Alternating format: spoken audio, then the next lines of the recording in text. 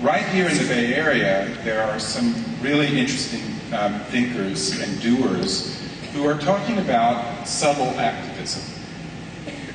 And I think that Shambhala and those who are allies who are interested here really understand this idea. Does that make sense? Subtle activism means, in my world, prayer. But it means, at a very fundamental level, your intentions added together for the good of the world that are directed towards the healing.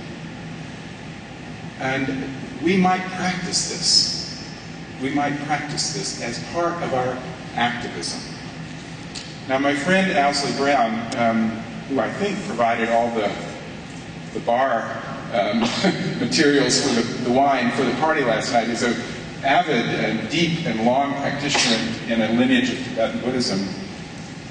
And in preparation for this program that the Sakyong and I are doing in Louisville later this week, Louisville, Kentucky, I was talking to Owsley, and he said, I think that if we really thought about the healing of the subtle body, that many of the things that are phenomenal that we see as wounds in the gross body, the body, the phenomenal body, would more or less take care of themselves. I believe that. I think there's a lot of truth to that. It doesn't mean you don't put the bandage on the flowing wound or set the bone, but that you also pay attention to the wounds of the subtle body. So that's the other side of subtle activism.